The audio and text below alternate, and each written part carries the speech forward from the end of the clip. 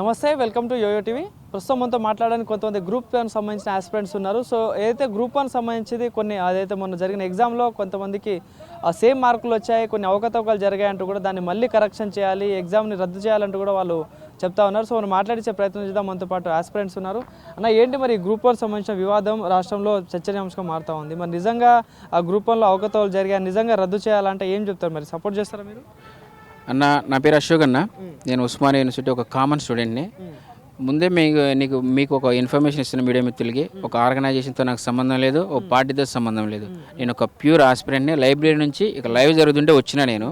So ఏంటంటే అన్న, ఈ అవకతవకలు జరిగినాయో లేదని అనుకోవడానికి మనం ఒక విషయం నమ్మొచ్చాను. ఎందుకంటే గతంలో ఉన్న వాళ్ళ కంటే పోల్చుకుంటే, నేను ప్రభుత్వం పేరు మెన్షన్ చేయను ఎందుకంటే ఐఎమ్ స్టూడెంట్, వాళ్ళతో పోల్చుకుంటే ఇప్పుడు వచ్చిన వాళ్ళు కొంచెం మంచిగా చేస్తున్నారు. ఎందుకంటే కొన్ని నోటిఫికేషన్లు కంప్లీట్ చేసిర్రు కంపేర్. అందుకని కొంచెం నమ్మొచ్చని మేము నిరుద్యోగులు భావిస్తున్నాం మేము.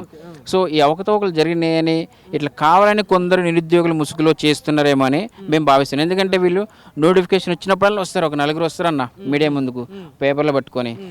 అసలు నాన్ రిలేటెడ్ మ్యాటర్ మాట్లాడతారన్న వాళ్ళు మాట్లాడతారు. 3-4 రోజులలో ఆ నోటిఫికేషన్ ఏదైతే ఉన్నదో అది కంపల్సరీ కేసు పడుతుంది.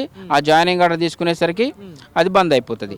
అంటే వాళ్ళ వల్ల ఎవరైతే కరెక్ట్గా కష్టపడే విద్యార్థులకు అన్యాయం జరుగుతుందా? కంపల్సరీ మేము అదే భావిస్తున్నాం అన్న. ఉస్మానియా యూనివర్సిటీ వేదికగా ఒక నిరుద్యోగ చెప్తున్నా, కంపల్సరీ వాళ్ళ వల్లనే ఇట్లా జరుగుతుంది అని మేము భావిస్తున్నాం. మాకు అనుమానం కూడా ఉన్నది, ఫ్యూచర్లో కూడా భయంగా ఉన్నది, రాబోయే నోటిఫికేషన్ కూడా ఆఫ్ చేస్తారేమో అని. సంవత్సరాల తరబడి చదువుతున్నారన్న. మీరు ఒకసారి రండి డియాస్లో, మేము హాస్టల్లోనే ఉంటాం, మేము డియాస్లో. మీ మీడియా మిత్రులు ఒకసారి రండి, ఎట్లా కుమిలిపోయి చదువుతున్నారు ఎండలలో. ఎంత పెద్ద పెద్దలు ఉన్నారు వాళ్ళు, అప్పులు చేసి తినక ఆ లాస్ట్లో ఉండి ఆ వాటర్ లేక, అవి మంచిగా లేక, అసలు బట్టలు కూడా లేక వాళ్ళు చదువుతున్నారు. మంచి బట్టలు కూడా ఉండవు. చదువుతుంటే ఒక ఎగ్జామ్ క్వాలిఫై అయ్యే టయానికి, జాయినింగ్ కార్డు తీసుకునే టయానికి ఈ విధంగా కేసులు వేస్తున్నారు. ఒక సంస్థకి ఫేవర్గానో, ఒక వ్యక్తికి ఫేవర్గానో ఉండి వీళ్ళు ఈ విధంగా కేసులు వేస్తున్నారు. వీళ్ళు ఎంత బాధ అనిపిస్తుంది అన్న. ఆ వ్యక్తి కుటుంబం ఎంత బదనమైపోతుంది. ఈ అన్యాయం జరిగిందో లేదో అది పూర్తి ఎవిడెన్స్ లేదు, కానీ ఈ విధంగా క్వాలిఫై అయిన వ్యక్తి జాయినింగ్ కార్డు తీసుకునే టయానికి ఆగిపోతే అసలు అది ఎంత బాధ అన్నది, అది ఎంత అన్యాయం జరుగుతుందన్నది. ప్రధానంగా ఏం చెప్తా ఉన్నారంటే, కొన్ని సెంటర్లలో అందరికీ చాలా వరకు 0.5 డిఫరెన్స్లో సేమ్ మార్కులు వచ్చినాయి, దగ్గర 700 మందికి వచ్చినాయని చెప్పేసి వాళ్ళు చెప్తా ఉన్నారు.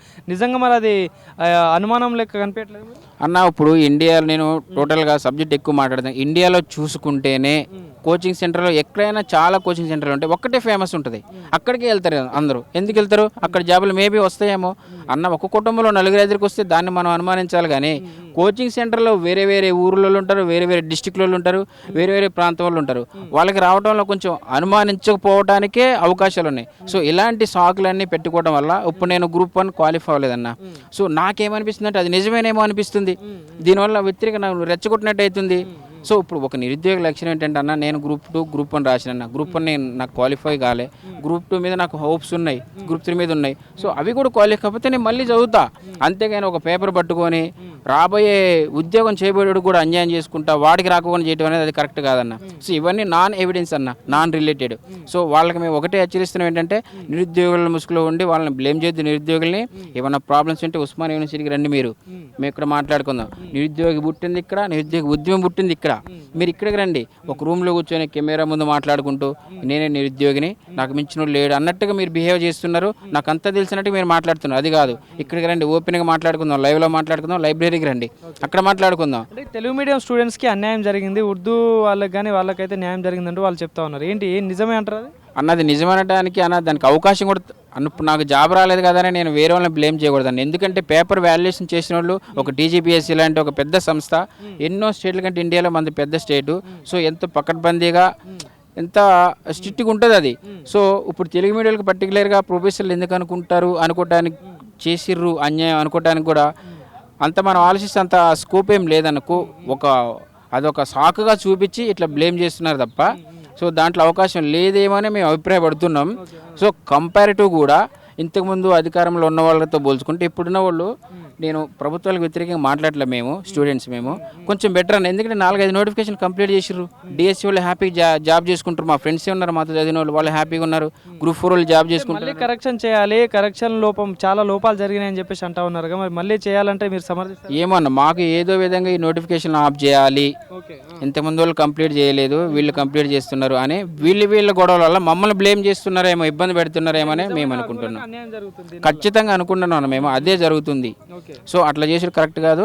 ఇప్పుడు నిరుద్యోగులకు హెల్ప్ చేసే వ్యక్తుల మీద కూడా దాడి చేస్తుర్రు. ఇప్పుడు ఈ మానవతరాయ్ గారు అంటే ఆయన మేము డైరెక్ట్ కలిసింది లేదు. మానవతరాయ్ గారు కూడా స్టూడెంట్స్ని తిడతా ఉన్నారు, గ్రూప్ 1 సంబంధించిన ఆస్పిరెంట్ని తిడతా ఉన్నారు, వాళ్ళకి అన్యాయం చేసే దిశలో వెళ్తున్నారు అని చెప్పేసి కొంతమంది అంటా ఉన్నారు. మరి ఏంది నిజమే అంటారు? మేము కూడా ఆ వీడియో మేము చూడడం జరిగింది.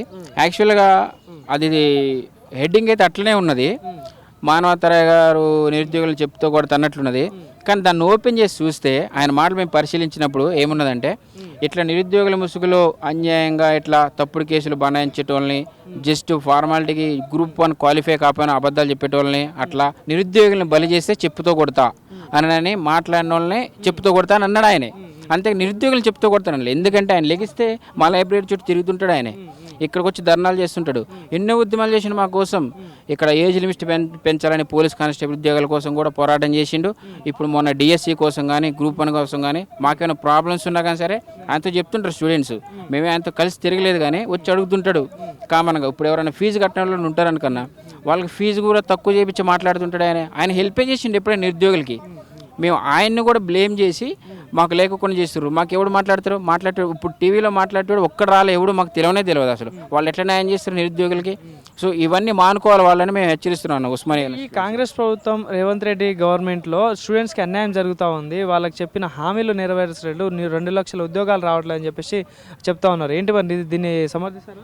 అన్న దీన్ని సమర్థించాలంటే అన్న మనం గతంలో వాళ్ళకి మేము స్టూడెంట్స్గానే మేమే ఆ ప్రభుత్వంలో అది వ్యతిరేకత మేమే తీసుకొచ్చినాం అన్న స్టూడెంట్స్గా. సో వాళ్ళకి 10 సంవత్సరాలు టైం ఇచ్చినాం అన్న. మనం అందరం స్టేట్ ప్రజలందరూ 10 సంవత్సరాలు ఇచ్చినాం. వీళ్ళకి ఇంక 2 సంవత్సరం కూడా కాలే, చూద్దాం. 2 సంవత్సరం కూడా కాలే, 4 నోటిఫికేషన్లు కంప్లీట్ చేసిండు. కంపల్సరీ ఉంటుంది పోరాటం, మనం అది తప్పదు. కాకపోతే చూద్దాం. ముందే ఎందుకు మనం బ్లేమ్ చేస్తున్నారు? వీళ్ళు బ్లేమ్ చేస్తున్నారు నిరుద్యోగ ముసుగులో చేస్తున్నారు వీళ్ళు. అది తప్పది. ఈ నిరుద్యోగం అంటే ఒక నేరస్తుడు అన్నట్టు అయిపోతుంది, అది చీ అన్నట్టు చూస్తుర్రు.